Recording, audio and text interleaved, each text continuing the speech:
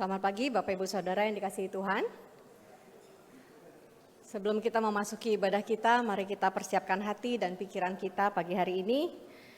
Mari kita sadari bahwa persembahan yang penting untuk Tuhan adalah hati yang taat dan setia.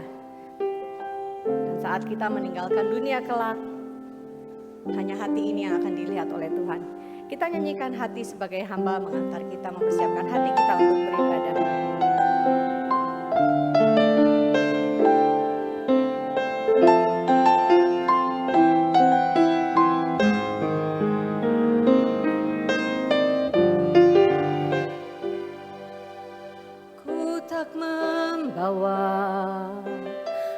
Apapun juga saat ku datang ke dunia, ku tinggal semua pada akhirnya saat ku kembali ke surga. Inilah yang ku punya, hati sebagai hamba yang mau taat dan setia padamu Bapa, kemanapun ku bawa, hati yang menyembah dalam roh dan kebenaran sampai selamanya. Aku tak membawa apapun juga.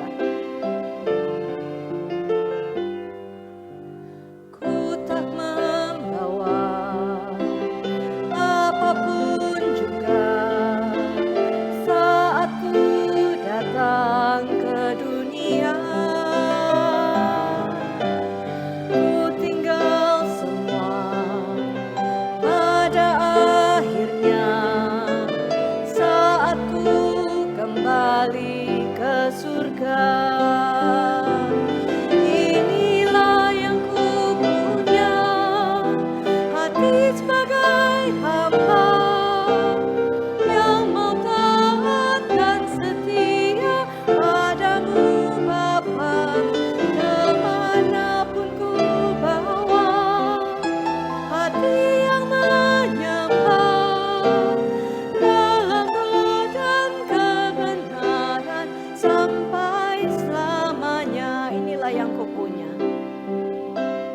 Inilah yang ku punya, hati sebagai hamba yang mau taat dan setia padamu Bapa, kemanapun ku bawa, hati yang menyembah dalam roh dan kebenaran sampai selamanya.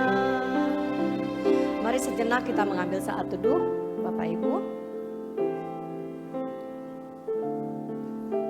Mari kita mengambil waktu untuk benar-benar merenungkan bahwa dalam ibadah kita yang Tuhan cari adalah hati yang mau untuk taat, hati yang setia untuk menyembah kepada Tuhan.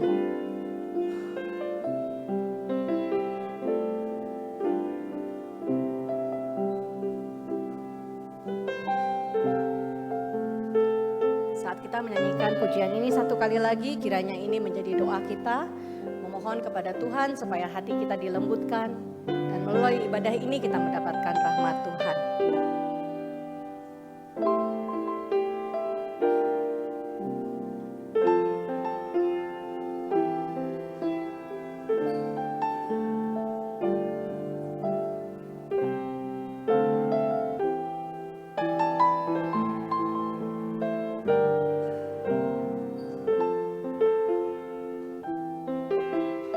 Ku tak membawa apapun juga. Ku tak membawa apapun juga saat ku datang ke dunia. Ku tinggal semua pada akhirnya saat ku kembali ke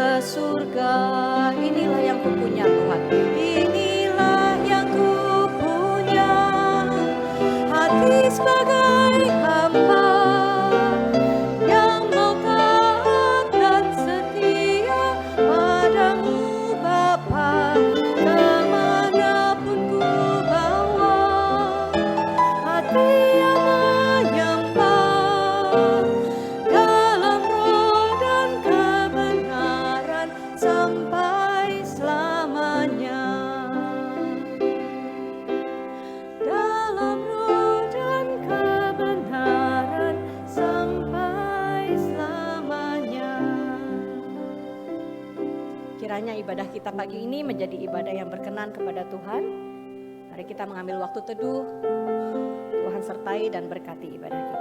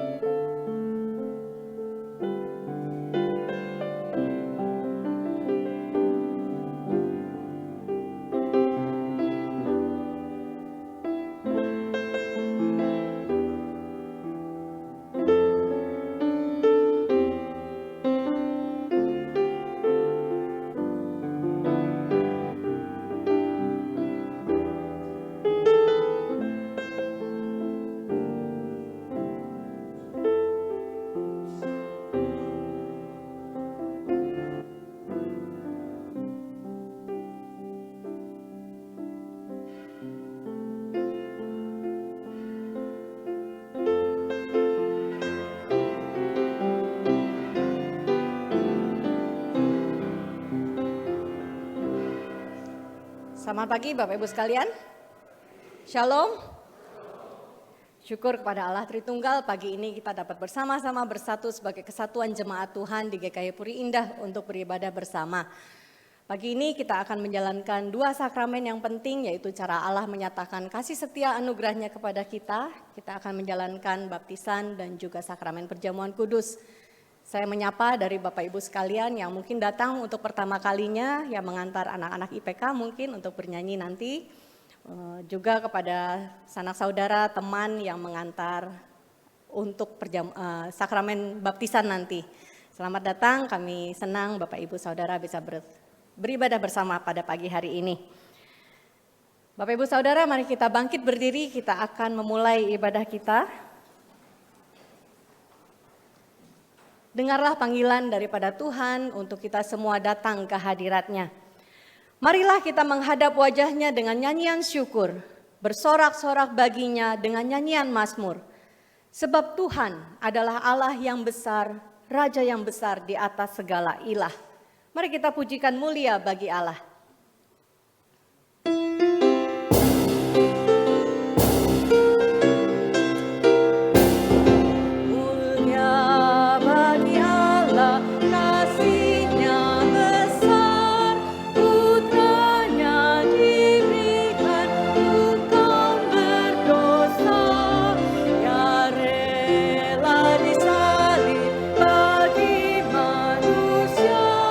Terbuka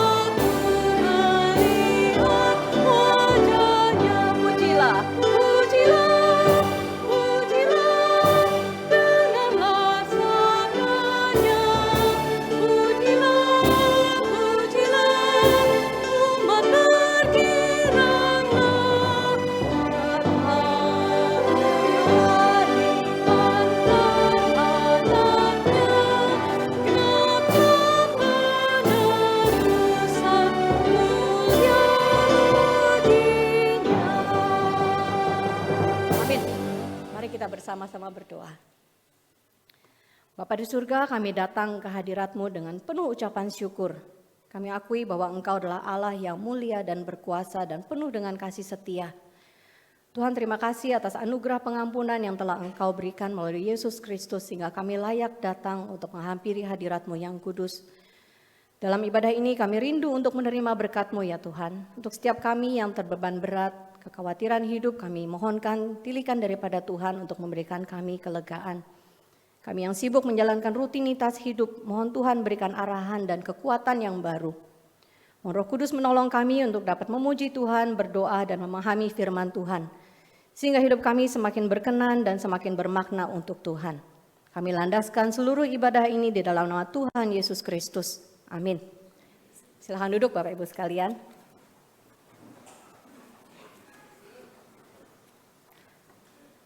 Saat kita melihat keajaiban yang ada di dalam ciptaan Tuhan dan kita juga merayakan kelahiran daripada Yesus Kristus. Semuanya itu tidak berarti jika kita tidak mengalami Tuhan secara pribadi. Pujian yang akan kita nyanyikan bersama menyatakan bahwa apa yang telah Tuhan lakukan sampai kita menerima Dia sebagai satu-satunya juru selamat kita, mengakui Yesus adalah penolong dalam hidup kita, barulah semua itu menjadi makna yang indah. Kita nyanyikan pujian Yesuslah hidupku.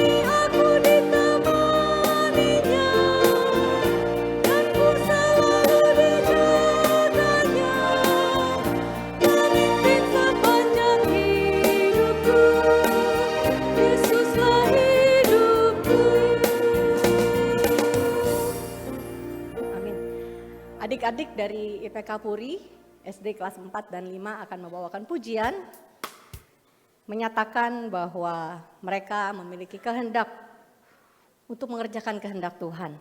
Mereka serahkan waktu, tangan, suara, harta kekayaan untuk Tuhan. Saat kita mendengarkan pujian ini, mari kita juga menjadikan pujian ini satu doa yang sama-sama kita naikkan kepada Tuhan untuk memberikan hidup kita sepenuhnya bagi kemuliaan-Nya.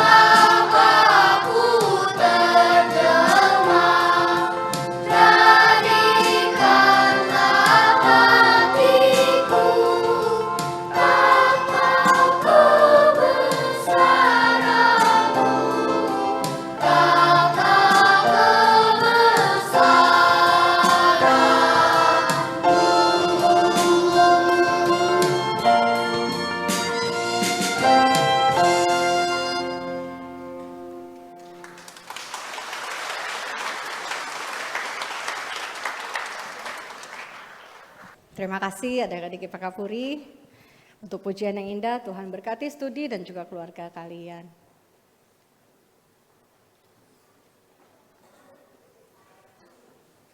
Bapak Ibu, pujian yang indah tetapi tidak mudah untuk kita lakukan. Mari kita datang kepada Tuhan menyatakan kerinduan kita untuk selalu hidup di dalam Kristus. Jika fokus kita beralih kepada harta atau kekuasaan, kita mohon Tuhan yang sadarkan dan berikan pengampunan. Kita naikkan pujianku memilih Yesus mengantar kita pada pengakuan dosa.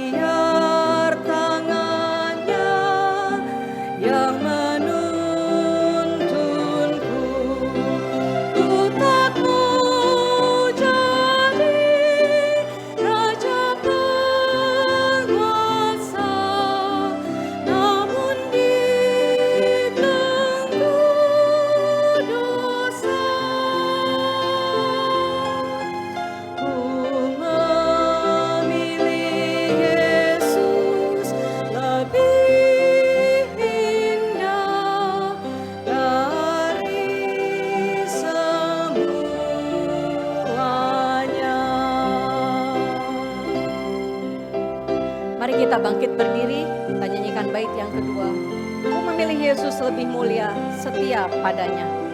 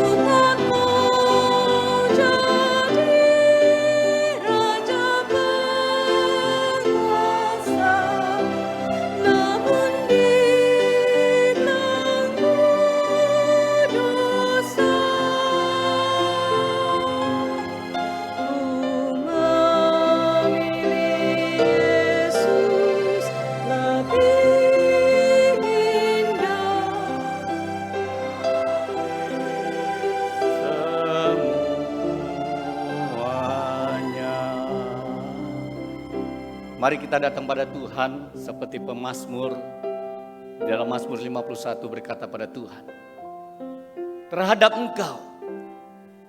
Engkau sajalah aku telah berdosa dan melakukan apa yang Kau anggap jahat.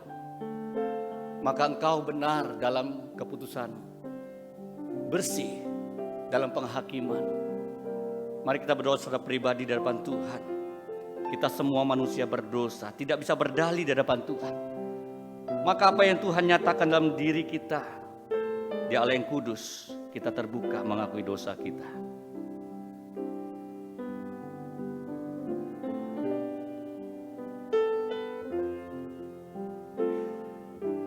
Ampuni kami yang berdosa, yang mengakui di hadapan Tuhan. Dan kami bersyukur kebenaran dan kesucian Tuhan yang menghakimi kami sekaligus mengampuni kami pada saat kami mengakui kami tidak layak di hadapan Tuhan. Kami perlu penebus, kami perlu Yesus Kristus mati bagi kami, memberi kami harapan damai sejahtera selamanya dari sekarang sampai kami bertemu Allah Tritunggal, karena kami milik Tuhan yang kekal. Inilah kami, Ampuni kami yang tidak memakai apa yang kami miliki, harta kami. Kami sering lebih memilih harta, mementingkan harta, mengutamakan apa yang kami mau raih, kenyamanan, daripada memilih Yesus, seperti Yesus dan setia pada Yesus. Kami bersyukur Allah Roh Kudus selalu mengingatkan kami, supaya kami lebih setia, lebih hidup berkenan. Pakailah hidup kami, pakailah kekuatan kami, pakai harta kami. Terima kasih, demi Yesus Kristus kami bersyukur. Amin. Sebab di dalam Dia, yaitu Yesus Kristus, kita beroleh penebusan melalui darahnya, yaitu pengampunan atas pelanggaran menurut kekayaan anugerahnya yang dilimpahkannya kepada kita dalam segala hikmat dan pengertian. Kita mau bersyukur pada Tuhan, kita naikkan syukur kita, ia tebusku, dengan iman dan semangat di hadapan Allah yang mengasihi kita. Ku bersyukur ya tebusku, ku diberi rahmat limpah. Ku bersyukur ya sertaku dan beriku anugerahnya. Ku bersyukur saat indah atau saat susah pun, air mataku dihapusnya dan damai di hatiku.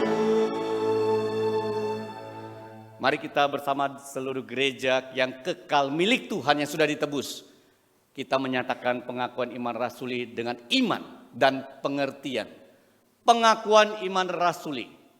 Aku percaya kepada Allah, Bapa yang Maha Kuasa, Khalik langit dan bumi, dan kepada Yesus Kristus, anak yang tunggal Tuhan kita, yang dikandung dari Roh Kudus, lahir dari anak darah Maria, yang menderita sengsara di bawah pemerintahan Pontius Pilatus, disalibkan, mati dan dikuburkan, turun ke dalam kerajaan maut.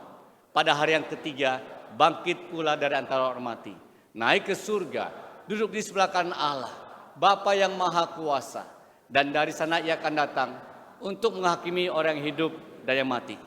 Aku percaya kepada Roh Kudus, gereja yang kudus dan am, persekutuan orang kudus, pengampunan dosa, kebangkitan tubuh, dan hidup yang kekal. Amin. Kita akan lanjutkan dengan baptisan yang akan dipimpin oleh Pendeta Timotius Fu.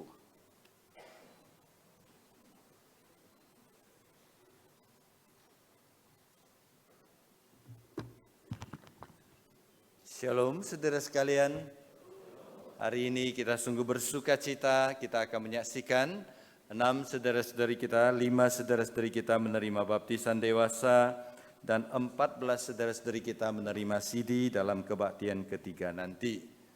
Saudara sekalian, baptisan kudus adalah satu wujud ketaatan kepada perintah Kristus, yang dalam Matius pasal 28 ayat 18-20 berkata, "Kepadaku," kata Yesus, "telah diberikan segala kuasa di surga dan di bumi. Karena itu pergilah dan jadikanlah semua bangsa muridku dan baptislah mereka dalam nama Bapa dan Anak dan Roh Kudus. Dan ajarkanlah mereka melakukan segala sesuatu yang telah diperintahkan kepadamu. Dan ketahuilah," kata Yesus, "aku menyertai kamu senantiasa sampai kepada akhir zaman." Baptisan dilakukan demi nama Bapa, karena kita menyatakan bahwa Allah Bapa yang mengadakan satu perjanjian anugerah yang kekal dengan kita sebagai anak-Nya. Baptisan dilakukan demi nama Tuhan kita Yesus Kristus, anak Allah, karena anak Allah adalah juru selamat kita yang mati bagi kita dan menyelamatkan kita. Baptisan dilakukan demi nama Roh Kudus, menyatakan bahwa Roh Kudus memeteraikan keselamatan kita dan tinggal di dalam diri kita sampai selama-lamanya. Oleh sebab itu, dengan pengajaran seperti ini kita akan melaksanakan baptisan untuk 5 saudara-saudari kita. Kepada 5 saudara-saudari yang akan menerima baptisan, saya undang berdiri. Hari ini di hadapan Tuhan dan di hadapan sidang jemaat, hendaklah saudara menyatakan diri di hadapan Tuhan iman saudara sebelum saudara menerima baptisan kudus. Oleh sebab itu, saudara secara serentak menjawab 5 pertanyaan berikut ini. Apakah saudara percaya kepada Allah Tritunggal, kepada Allah Bapa, Allah Anak, dan Allah Roh Kudus? Apakah saudara menerima kitab suci Perjanjian Lama dan Perjanjian Baru adalah firman Allah yang sepenuhnya diilhamkan oleh Roh Kudus dan menjadi pedoman iman dan kehidupan saudara? Apakah saudara sungguh-sungguh sudah menerima Yesus Kristus sebagai juru selamat pribadi dan dasar pertobatan saudara? Apakah saudara untuk berjanji hidup kudus, mentaati kehendak dan perintah Allah? Dan apakah saudara berjanji menjadi anggota gereja yang baik, yang setia hadir dalam kebaktian, dalam persekutuan jemaat, yang rajin melayani mengikuti perjamuan kudus? Bagaimana jawaban saudara? Iya, mereka menjawab dengan segenap hati. Jemaat saya undang berdiri, kita bersama-sama berdoa untuk kelima saudara kita. Kami datang mengucapkan syukur dan terima kasih karena ada 5 saudara-saudari kami menyatakan iman mereka secara terbuka dan mereka mendeklarasikan mereka menerima Yesus sebagai juru selamat. Mereka percaya kepada Allah Tritunggal, menerima Alkitab sebagai pedoman kehidupan dan iman yang tertinggi dalam hidup mereka. Terima kasih Tuhan. Kami bersyukur, kami serahkan Tuhan Engkau yang melindungi dan memberkati. Sehingga sejak mereka menerima baptisan ini, iman mereka terus bertumbuh. Kehidupan mereka terus memuliakan nama Tuhan dan menjadi berkat bagi banyak orang. Terima kasih Tuhan, demi nama Tuhan Yesus kami berdoa. Amin. Silakan duduk. Saya undang majelis penatua yang melayani bersama dengan saya untuk ke depan.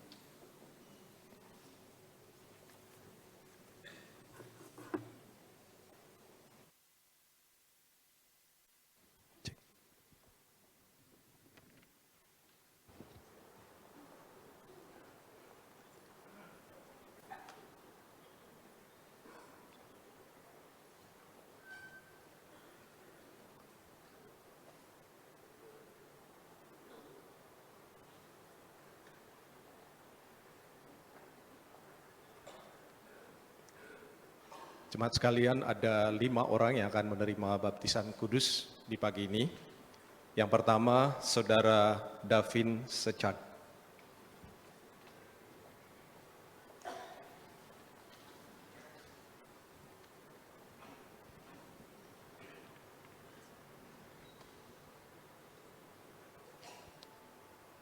Saudara Davin Sechan, saya membaptis engkau demi nama Allah Bapa dan Allah Putra dan Allah Roh Kudus.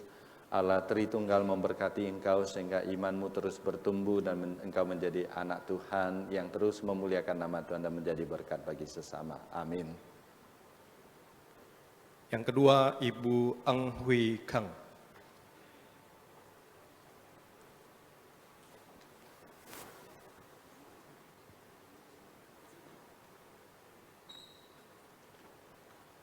Saudari Eng Hui Keng, saya membaptis engkau demi nama Allah Bapa dan Allah Putra dan Allah Roh Kudus. Allah Tritunggal memberkati engkau, menjadikan engkau anaknya yang memuliakan nama Tuhan dan menjadi berkat bagi sesama dari sekarang sampai selama-lamanya. Amin. Yang ketiga, Saudara Wesley Sebastian Supriyadi.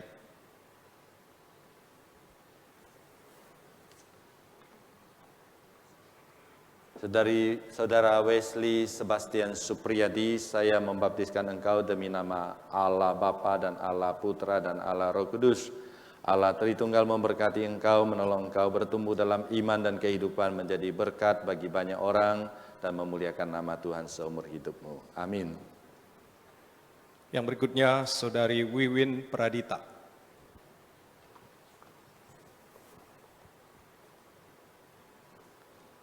Saudari Wiwin Pradita, saya membaptiskan engkau demi nama Allah Bapa dan Allah Putra dan Allah Roh Kudus. Allah Tritunggal memberkati engkau, menolong imanmu bertumbuh dan menjadi anak Tuhan yang memuliakan nama Tuhan. Amin. Dan yang terakhir, Saudari Yunita Khairani Damanik.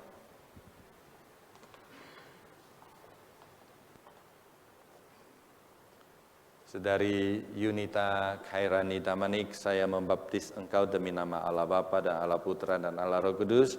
Allah Tritunggal memberkati engkau, menolong engkau bertumbuh dalam iman dan menjadi saluran berkat kepada banyak orang dan memuliakan nama Tuhan. Amin. Kepada majelis yang melayani bersama saya undang ke depan, kita akan foto bersama.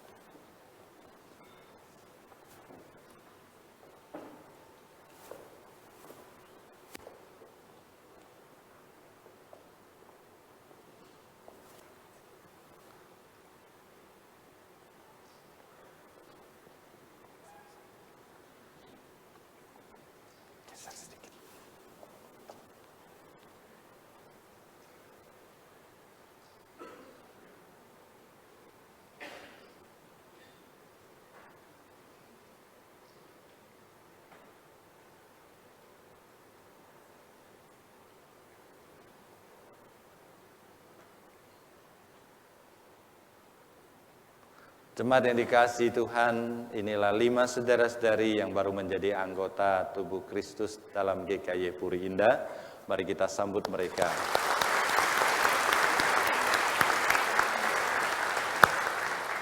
Terimalah mereka, bimbinglah mereka supaya bertumbuh dalam iman dan terus memuliakan nama Tuhan. Tuhan memberkati, silakan duduk kembali.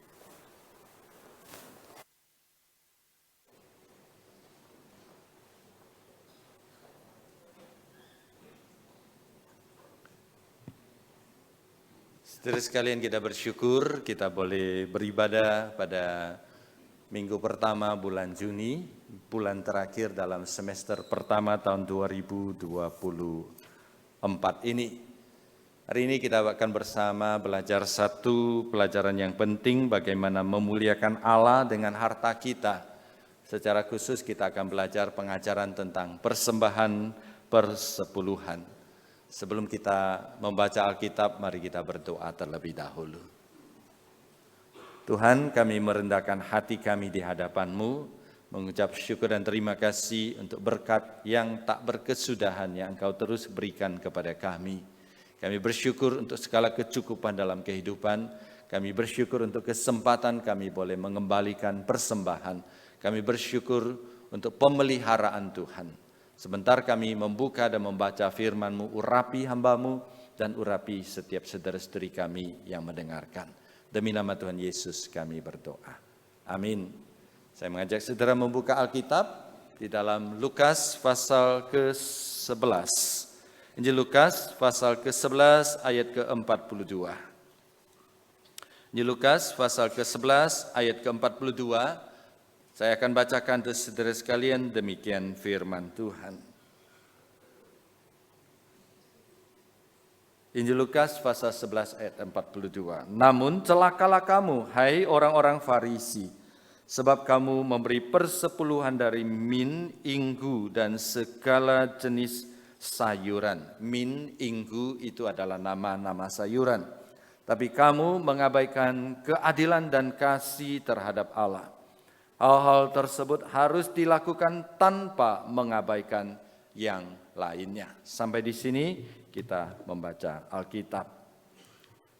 Saudara sekalian, seorang ayah memberikan 10 kue kepada anaknya.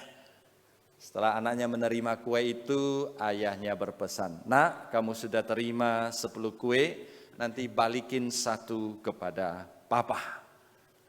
Saudara, kalau Anda adalah anak itu, apakah Anda akan taat mengembalikan 1 dari 10 yang diberikan oleh papa Anda? Tentu kita mau. Kita balik. Kalau Anda adalah orang tua, adalah papa. Dan kalau anak Anda sudah dikasih 10, diminta balikin 1, dia bertanya, kenapa harus balikin? Ya, bertanya, memberontak, protes dan sebagainya. Bagaimana perasaan saudara dan apa yang akan saudara lakukan? Saudara, ilustrasi di atas membantu kita memahami arti persembahan persepuluhan. Kita bisa memberi persembahan persepuluhan karena Allah terlebih dahulu memberkati kita. Allah sudah memberkati kita dengan begitu banyak dan tugas kita adalah mengambil sebagian 10% menurut pengajaran Alkitab. Dan kita kembalikan semua berkat yang Tuhan berikan kepada kita sebagai tanda ucapan syukur kepada Tuhan. Oleh sebab itu pengajaran persembahan yang benar bukan kita memberi supaya Tuhan memberi berkat yang lebih besar kepada kita seperti pancingan. Bukan kita memberi karena takut dikutuk oleh Tuhan, bukan. Kita memberi karena kita bersyukur kepada Tuhan karena Tuhan sudah memberkati kita. Oleh sebab itu seorang yang mengembalikan persepuluhan mengaku di dalam hidupnya bahwa segala sesuatu yang dia miliki adalah pemberian dari Tuhan, adalah berkat dari Tuhan, adalah titipan dari Allah. Namun demikian saudara sekalian, dalam kehidupan sehari-hari kita mendengar banyak orang berargumentasi demikian. Persepuluhan itu kan pengajaran untuk orang Israel di perjanjian lama.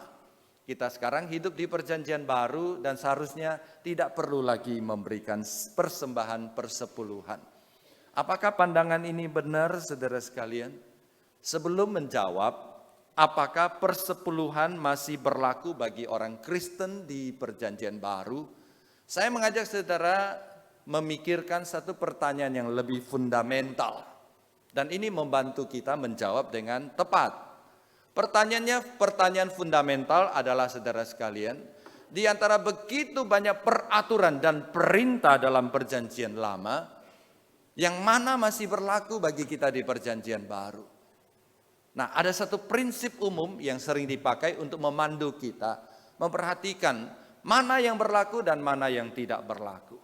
Peraturannya adalah perintah dan peraturan perjanjian lama yang tidak diperbaharui atau ditegaskan ulang di dalam perjanjian baru. Itu berarti tidak berlaku secara literal. Secara literal tidak berlaku, tetapi masih berlaku secara makna bagi orang percaya. Contoh saudara sekalian, di dalam perjanjian lama banyak sekali catatan tentang makanan-makanan haram. Salah satunya adalah babi. Babi itu haram di perjanjian lama. Lalu mengapa halal di perjanjian baru? Meskipun saya tahu sudah halal, sebagian saudara tidak makan babi. Bukan karena haram, tapi karena memang saudara tidak suka babi. Nah saudara, apa dasarnya bahwa kita boleh makan babi di perjanjian baru?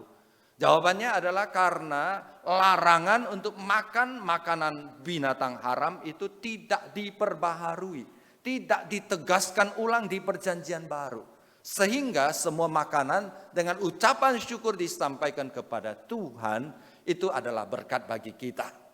Namun demikian, pengajaran yang ada di dalamnya tetap berlaku untuk kita. Mengapa Tuhan memberikan pengajaran tentang makanan-makanan haram? Adalah supaya orang Israel makan secara bertanggung jawab. Binatang-binatang haram biasanya adalah sumber penyakit, sumber virus. Oleh sebab itu, kalau kita makan, kita sudah lebih pintar, punya teknologi yang baik, makan dengan lebih sehat, lebih baik, menjaga tubuh supaya makanan tidak merusak tubuh kita. Itu prinsipnya. Contoh lain, binatang-binatang persembahan. Saudara baca di perjanjian lama, orang harus membawa kerbau, kambing, domba, merpati, lalu dipotong, darahnya dipercik. Hari ini kenapa kita tidak bawa kambing? Kenapa tidak bawa lembu?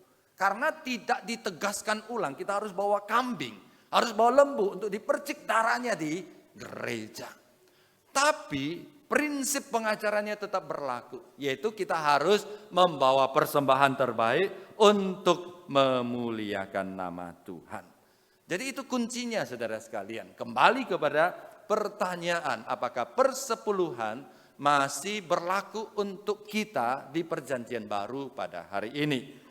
Pertanyaan kuncinya adalah apakah perintah persembahan persepuluhan ditegaskan ulang di dalam perjanjian baru. Saudara, ayat yang kita baca tadi Lukas pasal 11 ayat 42, Yesus dengan tegas mengatakan, namun celakalah kamu hai orang-orang Farisi sebab kamu memberi persepuluhan dari min, inggu dan segala jenis sayuran. Ingat saudara sekalian, Yesus mengatakan celakalah kamu orang Farisi bukan karena orang Farisi memberikan persembahan persepuluhan. Yesus menegur mereka celaka karena mereka memiliki motivasi yang tidak benar di dalam memberikan persembahan. Sehingga mereka mencari pujian dari sesama. Mereka memiliki hati yang munafik. Itu yang Yesus tegur. Lalu Yesus lanjutkan. Hal-hal tersebut harus dilakukan tanpa mengabaikan yang lain. Dari sini kita melihat saudara sekalian apa yang Yesus tegaskan. Ini tidak jalannya. Apa yang Yesus tegaskan? Saudara, Yesus berkata hal-hal tersebut harus dilakukan. Hal-hal tersebut harus dilakukan itu merujuk kepada persembahan persepuluhan. Oleh sebab itu saudara sekalian, Yesus dengan tegas mengatakan bahwa kita harus memberikan persembahan persepuluhan. Jadi Yesus tidak membatalkan, halo tolong ininya nggak jalan.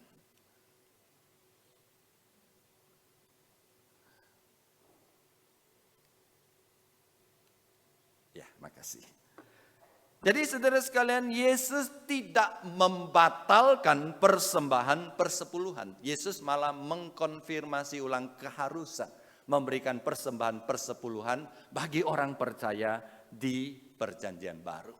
Karena itu di sini kita mengambil satu kesimpulan kecil berdasarkan pengajaran Yesus dan berdasarkan penegasan ulang Perjanjian Baru tentang perlunya dan harusnya memberikan persembahan perpuluhan, maka persembahan perpuluhan masih berlaku bagi kita untuk orang percaya di zaman Perjanjian Baru. Namun demikian saudara sekalian, dalam kehidupan bergereja kita masih sering mendengar satu keberatan lain tentang persembahan persepuluhan. Orang ini mengatakan demikian, persembahan persepuluhan kan untuk orang Lewi dan bait suci. Sekarang sudah tidak ada suku Lewi dan sudah tidak ada bait suci di tengah-tengah kita. Apakah masih perlu memberikan persembahan persepuluhan? Atau tidak perlu lagi karena tidak ada orang dari suku Lewi dan tidak ada lagi bait suci. Apakah betul pandangan demikian saudara sekalian? Untuk menjawabnya mari kita pelajari catatan dan pengajaran Alkitab tentang persembahan persepuluhan. Saudara, dalam catatan Alkitab persembahan persepuluhan itu saya gabung menjadi dua jenis pengajaran. Pengajaran pertama adalah makna persepuluhan. Pemberian persembahan persepuluhan adalah satu pengakuan atas pertolongan Allah. Ketika kita memberi persembahan persepuluhan, itu artinya kita mengaku Allah sudah menolong kita dalam kehidupan sehari-hari. Dan persembahan persepuluhan adalah bukti pengakuan ucapan syukur kepada Tuhan. Jadi persembahan persepuluhan pertama kali dicatat bukan di dalam hukum Taurat. Bukan ketika bangsa Israel keluar dari Mesir. Tapi justru sebelumnya, zaman para patriark, bapak-bapak Alkitab, tokoh-tokoh Alkitab. Dalam Kejadian pasal 14 ayat 20, Abraham mengembalikan persembahan persepuluhan melalui Melkisedek. Saat itu Abraham baru saja mengalahkan raja-raja di timur dan mendapatkan banyak sekali carahan. Dia bertemu dengan Melkisedek yang adalah imam Allah yang maha tinggi. Dan dia mempersembahkan 1/10 kepada Allah melalui imam Melkisedek. Dia akui segala yang kudapatkan, kemenangan yang kudapatkan adalah berkat dan pertolongan dari Allah. Catatan kedua di dalam Kejadian pasal 28 ayat 22. Saat itu Yakub melarikan diri dari Esau karena dia menipu Esau. Esau mau membunuh dia. Lalu di satu tempat dia tidur dan dia bermimpi melihat Allah. Lalu dia katakan tempat ini namanya Beth-El. Beth itu rumah, El itu Allah. Ini rumah Allah. Dan kalau Allah pimpin saya dengan selamat kembali ke rumah ayahku, maka aku memberikan persembahan persepuluhan. Maknanya sama.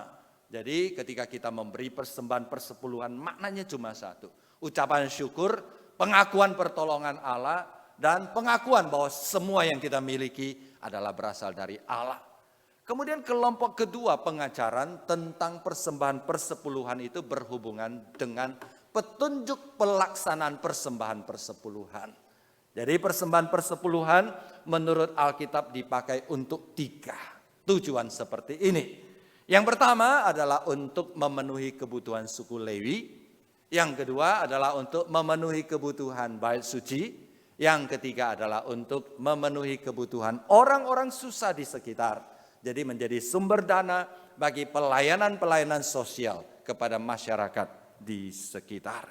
Jadi saudara sekalian dari sini kita mengatakan bahwa perpuluhan tidak hanya bagi orang Lewi. Perpuluhan diberikan untuk mencukupkan kebutuhan bait suci pada waktu itu. Dan juga untuk mencukupkan pelayanan-pelayanan sosial bagi orang-orang di sekitar. Namun saudara sekalian kita harus mengakui ya bahwa kita sudah tidak punya orang Lewi. Kita tidak punya bait suci. Kita tidak memiliki suku Lewi. Kita tidak memiliki bait suci. Apakah peraturan persembahan persepuluhan masih berlaku? Saudara, saya menjawab demikian. Maknanya tetap berlaku. Kita tetap melakukan persembahan persepuluhan sebagai tanda ucapan syukur dan tanda pengakuan pertolongan Allah di dalam kehidupan kita. Tapi karena konteks kehidupan kita sudah berbeda, di perjanjian lama dan di perjanjian baru, kita tidak punya suku Lewi betul pada masa kini. Tapi kita punya pelayan-pelayan Allah di gereja, staf gereja, dan semua orang yang melayani. Kita tidak punya bait suci, tapi kita punya gedung gereja.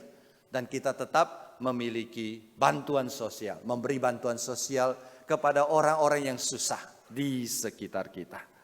Oleh sebab itu saudara sekalian, jadi sesuai dengan fungsinya, maka saya menyimpulkan bahwa gereja yang benar akan menerima persembahan persepuluhan, kemudian memakai persembahan persepuluhan untuk memenuhi kebutuhan pelayan, yaitu orang-orang yang terlibat dalam pelayanan di gereja, untuk memenuhi kebutuhan fasilitas gereja, dan untuk pelayanan sosial. Karena itu, kalau ada pendeta atau gembala atau gereja yang mengajarkan bahwa persembahan persepuluhan semuanya dimasukkan untuk sang gembala dan sang pendeta, sudah menyimpang dari gereja. Kita tidak menyangkal saudara sekalian hari ini, banyak sekali pendeta kaya raya karena dia memakai persembahan persepuluhan 100% dimasukkan ke dalam kantong pribadinya dengan alasan bahwa persembahan persepuluhan adalah untuk orang Lewi dan mereka adalah orang Lewi. Saudara, pengajaran ini salah. Tadi kita sudah lihat dengan jelas bahwa persembahan persepuluhan bukan hanya untuk orang Lewi, tapi untuk kebutuhan fasilitas gereja dan juga untuk kebutuhan pelayanan sosial, memberi bantuan kepada orang-orang miskin, orang-orang susah di sekitar kita. Jadi dari pembahasan di atas, maka kita dengan tegas belajar, Yesus tidak membatalkan peraturan persembahan persepuluhan. Namun makna persembahan persepuluhan tetap sama dan dijalankan dalam format yang berbeda. Untuk konteks masa kini kita tidak punya orang Lewi, tapi punya pelayan-pelayan di gereja. Kita tidak punya bait suci, tapi kita punya gedung gereja. Tapi kita tetap masih melakukan pelayanan-pelayanan sosial. Terakhir saudara sekalian, saya menjawab pertanyaan praktis yang sering diajukan kepada saya ketika jemaat melakukan persembahan persepuluhan. Bagaimana menghitung persembahan persepuluhan? Sebelum atau sesudah dipotong pajak, Pak Pendeta? Ya saudara sekalian ya, sebelum atau sesudah dipotong pajak. Kalau saya pedagang, saya untung, saya kasih perpuluhan. Kalau rugi, saya tarik kembali ke gereja. Ya, karena gereja harus bantu saya rugi, saudara sekalian. Ada pertanyaan lagi, Pak Pendeta, kalau saya salah hitung, apakah itu artinya saya menipu Tuhan? Nanti saya dikutuk oleh Tuhan. Nah, saudara, ini pertanyaan-pertanyaan yang pelik. Dan saya katakan ini bukan hanya pertanyaan yang sulit, tapi ini adalah pertanyaan yang mustahil dapat dijawab oleh pendeta. Karena kita sudah hidup dalam konteks yang berbeda dengan orang Israel di perjanjian lama. Kita tidak mungkin menghitung 10% secara tepat dan pasti. Lagi pula kita tahu saudara sekalian, penerimaan kita tidak hanya dalam bentuk uang, tapi kadang dalam bentuk barang atau jasa. Contoh, saudara pergi makan di restoran. Lalu saudara mau bayar, tiba-tiba sudah dibayar orang lain. Itu namanya penerimaan pasif saudara sekalian. Setelah pulang saudara telepon dia, Pak tadi bayar berapa? Kenapa? Saya mau hitung perpuluhannya. Wah, repot saudara sekalian ya. Kalau saudara mau tepat ya, saudara mau ke gereja, mobil saudara rusak. Tetangga bawa saudara pakai mobilnya. Saudara sampai di gereja, saudara dibayarin uang bensin. Saudara bawa mobil itu ke bengkel. Perjalanan segini habis berapa, biaya berapa, bayar perpuluhannya. Saudara, kalau kita hidup dengan menghitung seperti itu, hidup kita jadi ribet. Dan kita menjadi budak dari persembahan persepuluhan. Dan kalau itu kita lakukan, maka kita jatuh ke dalam zaman legalisme. Kita menjadi bersifat legalistik. Melakukan segala sesuatu itu untuk menghindari kutukan, untuk menghindari hukuman. Nah, saudara sekalian, Alkitab memberitahukan kepada kita, kita sudah hidup di zaman anugerah. Apa artinya hidup di zaman anugerah? Karena motivasi pemberian persembahan kita itu sudah berbeda. Kalau di perjanjian lama, berlaku hukum jika maka. Jika kamu memberi persembahan, aku memberkati, maka aku memberkati. Jika kamu tidak memberi, maka aku menghukum kamu, kata Tuhan. Tapi di perjanjian baru berlaku walaupun kamu tidak setia, aku tetap mengasihimu. Walaupun kamu orang berdosa, aku sudah mati bagi kamu. Walaupun kamu memberontak, tidak taat kepada aku tidak berhenti melindungi kamu. Oleh sebab itu motivasi dari pemberian persembahan itu sudah berbeda. Saya mengilustrasikan seperti ini. Kalau di perjanjian lama orang percaya itu seperti anak kecil, dipaksa harus memberi. Ketika kita sudah di perjanjian baru, kita adalah orang dewasa.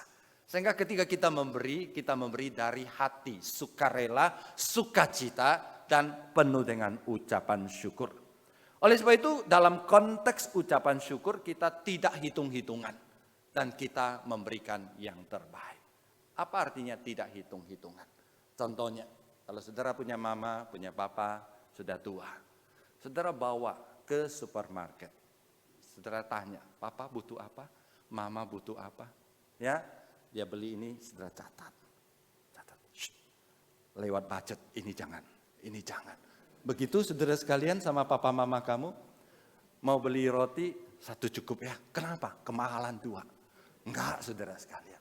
Kalau papa mama 1, ambilin 3 saudara sekalian. Itu namanya kasih. Itu namanya sukarela. Ini diambilin, itu diambilin. Meskipun biasanya papa mama enggak, tetap diambilin. Itu namanya pemberian dengan sukacita. Lahir dari hati yang mencintai. Lahir dari hati yang sungguh-sungguh bersyukur. Dan itulah motivasi kita ketika kita berada di perjanjian baru. Bukan lagi dipaksa, bukan lagi diharuskan, tapi lahir dari hati penuh ucapan syukur dan kita tidak hitung-hitungan. Lagi pula Roma pasal 12 ayat 1 mengatakan persembahkan seluruh tubuh kita sebagai persembahan yang hidup dan kudus dan berkenan kepada Allah. Filipi pasal 1 ayat 21, hidupku bukannya aku lagi tapi hidup adalah Kristus, mati adalah keuntungan. Kemudian Galatia mengatakan hidupku bukannya aku lagi tapi Kristus hidup di dalam aku. Jadi ada pergeseran motivasi, ada pergeseran tata cara, ada pergeseran dari peruntukan tapi maknanya tetap sama. Yaitu ketika kita memberikan persembahan persepuluhan, tanda ucapan syukur kita kepada Tuhan. Bukan pancingan supaya Allah lebih memberkati kita, bukan sebagai sesajen supaya Tuhan berhenti mengutuki kita. Tapi Tuhan sudah memberkati kita dengan berlimpah, kita bawa sebagian untuk dipersembahkan kepada Tuhan. Saudara, dengan semangat hidup adalah anugerah, maka biasanya gereja memberikan 2 petunjuk praktis. Petunjuk praktis pertama adalah bahwa persembahan 10% saudara sekalian, tolong diklik lanjut. Tolong lanjut. 10% dari penghasilan saudara sekalian, 10% adalah patokan persembahan kepada Allah. Tentu dengan semangat ucapan syukur, bukan untuk memancing berkat, dan juga bukan untuk menghindari kutuk. Nah saudara sekalian, persembahan seperti ini 10% jadi patokan. Nah kata patok itu menarik saudara sekalian ya. Biasa dipakai untuk ayam patok ya. Dari sini bukan patoknya ayam. Jadi seperti kalau ketika saya berkata patokan, ya, itu kalau saya bilang kira-kira kan nggak enak ya. Saya bilang persembahan kira-kira lah. Masa berikan persembahan kepada Tuhan itu kira-kira. Tapi kalau jadi patokan itu kayak satu standar gitu. Kadang bisa lewat sedikit, kadang bisa kurang sedikit. Dan kita tidak hitung-hitungan lagi ya. Kalau saudara, saya kira kalau kita sama papa mama, sama orang yang dikasih atau sama suami istri ya. atau sama anak, ya anak pinjam uang kita ya, nah, 1 juta saudara sekalian, dia kembalikan 950.000, ya oke lah cincailah, itu namanya patokan saudara sekalian. Ya, kita tidak cari-cari ya, dicatat ya 3 tahun kemudian masih ditagih, waktu itu kamu kurang 50, itu namanya patokan. Jadi kita tidak hitung-hitungan, tapi yang lebih penting adalah hati kita, motivasi kita. Nah, bagaimana dengan saudara-saudari yang bekerja tapi penghasilannya tidak tetap? Ya, ada gereja yang memberikan prinsip keseimbangan dan kepatutan. Apa artinya saudara sekalian? Ya, caranya begini. Ada orang berkata, kalau kamu memberi SPP anak 300.000 per bulan. Lalu kalau kamu memberikan persembahan persepuluhan 200.000 per bulan. Patut tidak saudara sekalian? Apakah iman kamu cuma sebesar itu diberikan kepada Tuhan? Kepada anak yang sekolah SPP-nya 300.000 per bulan. Kepada Tuhan yang memberkati engkau, yang mati bagi kamu, yang menjaga seumur hidupmu 24 jam sehari, 7 hari seminggu, sebulan kamu memberikan persembahan syukur 200.000, lebih kecil dari SPP anak kamu. Patut tidak saudara sekalian? Saudara jawab sendiri. Contoh lain, uang listrik saudara 500.000, persembahan persepuluhan 300.000. Patut tidak? Kalau saudara merasa patut dan inilah imanku saudara sekalian, itu urusan saudara dengan Tuhan. Ya, atau saudara uang jajan anak 100.000, persembahan juga 100.000. Patut tidak? Itu patut atau tidak? Nah, yang menarik ada orang pernah menulis seperti ini, ya. Ada perbandingan persembahan dengan pengeluaran lain. Kalau 100.000 dibawa untuk belanja ke mall, saudara bilang dapat apa saudara sekalian? 100.000 belanja di mall sedikit sekali. Tapi kalau persembahan kepada Tuhan lumayan saudara sekalian. Bahasa Mandarinnya caputuo. Persembahan 100.000. 500.000 beli permata, dapat apa saudara sekalian? Dapat brosurnya dan tanpa kantong ya. Tapi kalau bawa untuk persembahan 500.000 banyak. 2 juta untuk liburan keluarga. Sedikit sekali ya, saya guyon berkata. 2 juta cukup untuk liburan keluarga. Dengan catatan ya mandinya di pom bensin. Ya, tidurnya di dekat pokoknya dekat kantor polisi. Nah, kemudian lanjut lagi saudara sekalian. Cukup 2 juta untuk liburan keluarga, mana cukup. Tapi kalau 2 juta dibawa ke rumah Tuhan dipersembahkan. Oh, besar sekali saudara sekalian. Sampai di sini seringkali kita miris. Kita merasa kita tidak adil kepada Tuhan. Tuhan memberkati kita dengan limpahnya. Tuhan menjaga hidup kita 24 jam. Tuhan menolong kita. Tapi seringkali kita hitung-hitungan dengan Tuhan. Tapi kalau hati kita sungguh-sungguh cinta Tuhan, relasi kita dengan Tuhan itu baik, maka kita pasti berusaha memberi yang terbaik dan terbaik kepada Tuhan. Kembali kepada anak yang diberi 10 roti. Saudara sekalian, kalau relasinya dengan anak baik, nanti kembalikan 1. Dia pasti tidak puas kembalikan 1. Kenapa cuma 1 Papa? 5 pun saya akan berikan. Karena saya cuma butuh makan 1. Jadi saudara sekalian, itulah prinsip persembahan persepuluhan di perjanjian baru. Relasi dengan Tuhan itu lebih penting daripada angka. Percuma kita memberi angka yang besar, tapi tujuannya adalah untuk menunjukkan kita taat. Tujuannya adalah untuk membuat Tuhan terkesan dengan kita, tidak ada artinya. Tapi dengan hati yang sungguh-sungguh mengucap syukur kepada Tuhan, itu yang Tuhan cari di dalam kehidupan kita. Sebagai penutup saudara sekalian, saya memberikan 3 kesimpulan seperti ini. Yang pertama, sekali lagi Yesus tidak pernah membatalkan persembahan persepuluhan. Oleh sebab itu jangan tanya lagi. Ya, Yesus mengajarkan, maka kita harus mentaati. Yang kedua, persembahan persepuluhan diserahkan dengan sikap dan motivasi yang baru. Rasa syukur, rasa cinta, kerelaan, penuh dengan sukacita, tanpa hitung-hitungan dan selalu memberikan yang terbaik. Yang ketiga, Ketika kita memberikan persembahan persepuluhan, maka kita mengaku bahwa semua yang kita miliki di dalam hidup ini sebenarnya adalah anugerah Tuhan. Oleh sebab itu kita pakai untuk kembali memuliakan nama Tuhan dan menjadi berkat bagi sesama. Tuhan memberkati kita. Mari kita berdoa.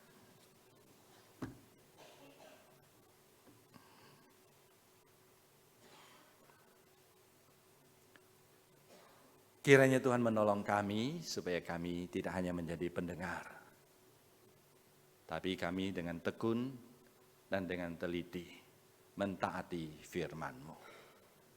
Ajar kami untuk membangun relasi yang intim dengan Engkau. Sehingga ketika relasi kami dengan Engkau baik, maka kami pasti tidak merasa sakit hati atau berat untuk memberikan yang terbaik bagi kemuliaan nama-Mu. Demi nama Tuhan Yesus kami berdoa. Amin.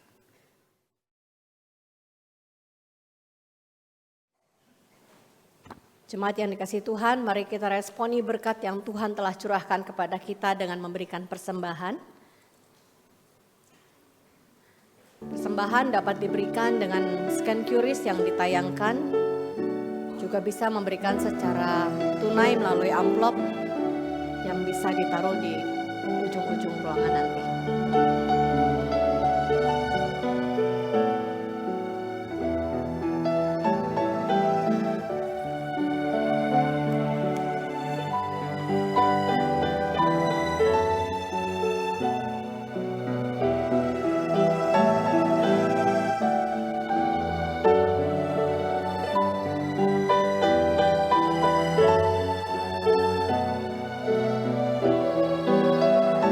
Nyanyikan pujian bagi Yesus Tuhanku.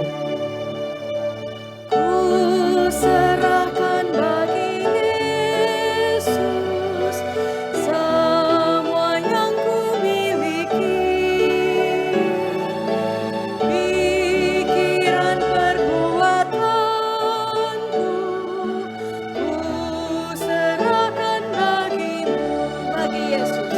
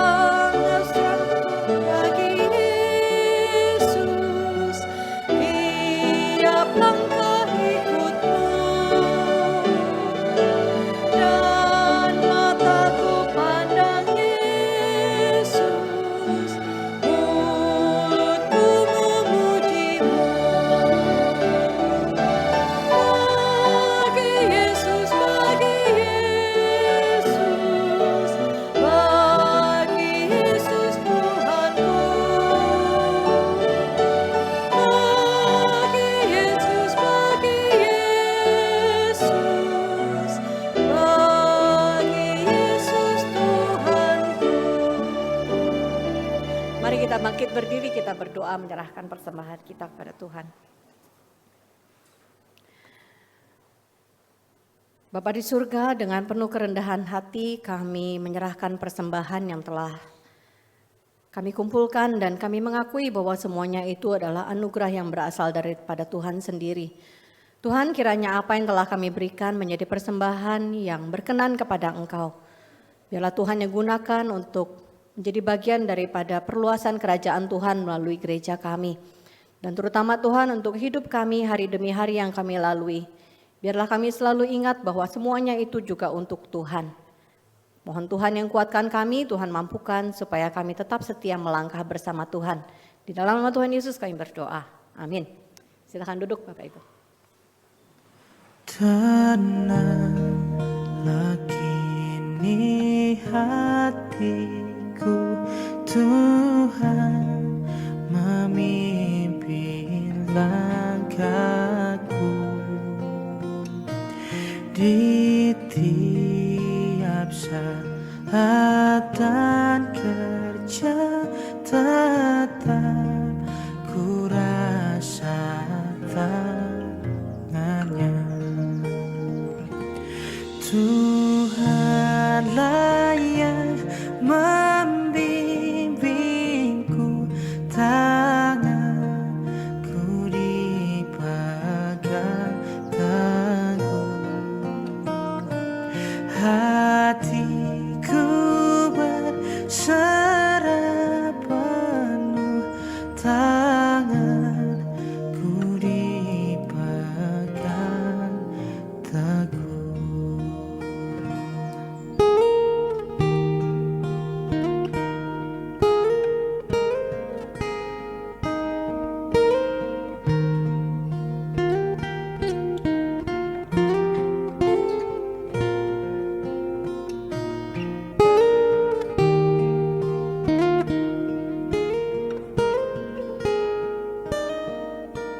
Sekali lagi shalom saudara sekalian.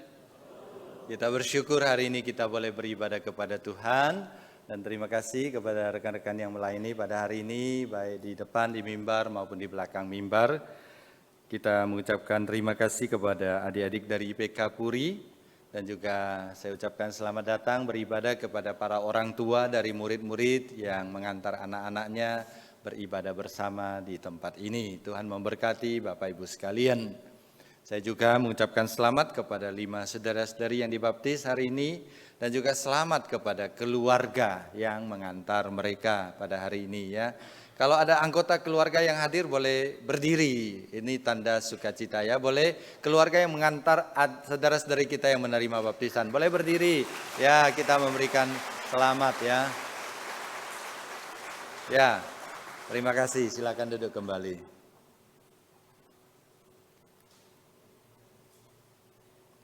Saya ingin menyambut kalau ada saudara-saudari yang pertama kali beribadah di GKY Puri Indah.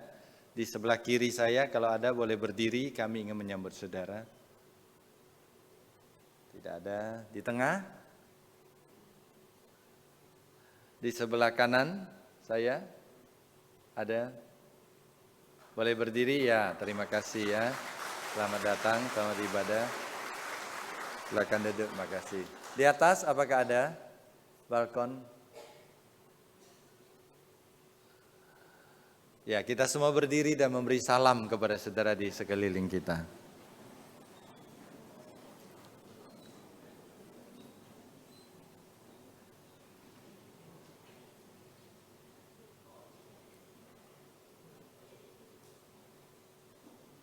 Terima kasih, silakan duduk kembali. Saudara sekalian, nanti dalam kebaktian ketiga ada upacara CD. Kita doakan ada 14 saudara-saudari menerima CD. Tanggal 16 kita akan mengadakan baptisan anak bagi orang tua yang ingin mengantarkan anak putra-putri menerima baptisan. Boleh mendaftarkan diri, pendaftaran ditutup minggu depan. Komisi Pasutri akan mengadakan modul parenting dengan tema Breakthrough Parenting.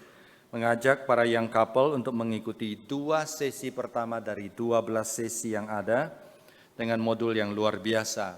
Ya, jadi Sabtu tanggal 8 Juni pukul 4.30 sore 2 sesi pertama akan diadakan.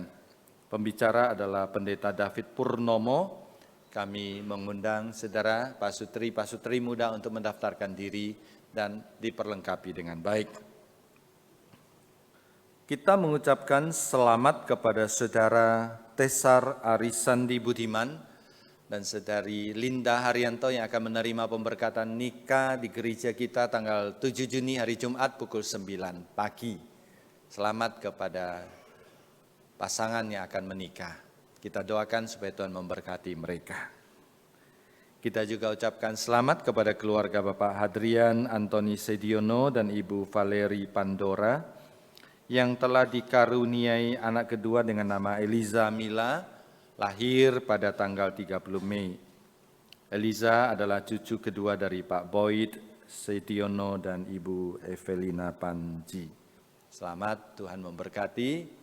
Kita juga ucapkan selamat kepada keluarga Bapak Denis Eka Putra dan Ibu Natania Astria, dikaruniai putra kedua dengan nama Jake Warren Eka Putra, lahir tanggal 1 Juni kemarin.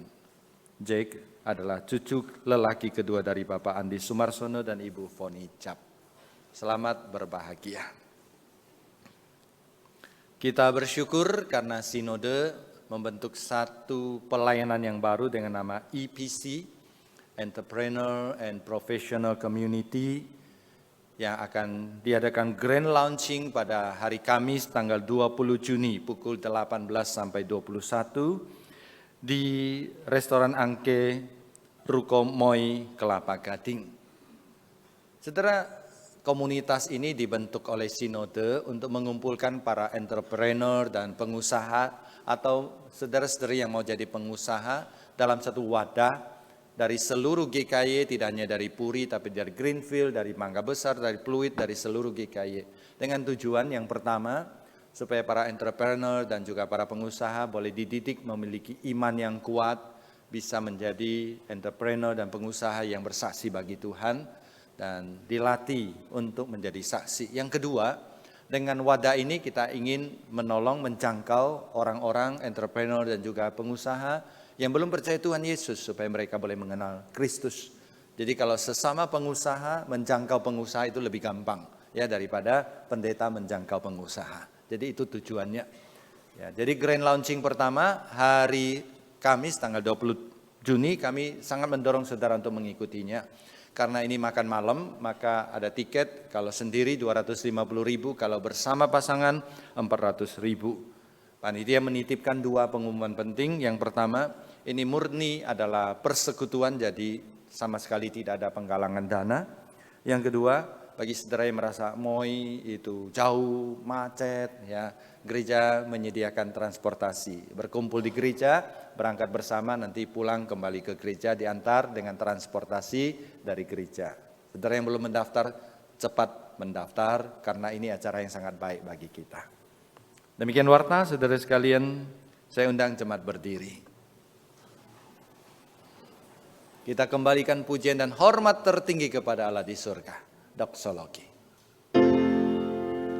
Puji Allah Bapa Putra, puji Allah Roh Kudus, ketiganya yang esa, pohon selamat sumber berkah. Amin.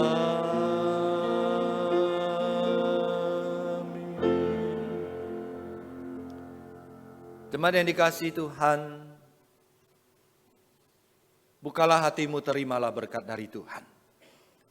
各位亲爱的弟兄姐妹们，我们来到上帝的面前，敞开我们的心，领受从上帝而来的祝福。但愿我主耶稣基督的恩惠、上帝的慈爱、圣灵的帮助，常与弟兄姐妹们同在，从今时直到永永远远。Kasih karunia dari Tuhan kita Yesus Kristus, cinta kasih dari Allah Bapa, persekutuan dan pertolongan dari Allah Roh Kudus, menyertai saudara sekalian dari saat ini sampai selama-lamanya. Amin. Amin.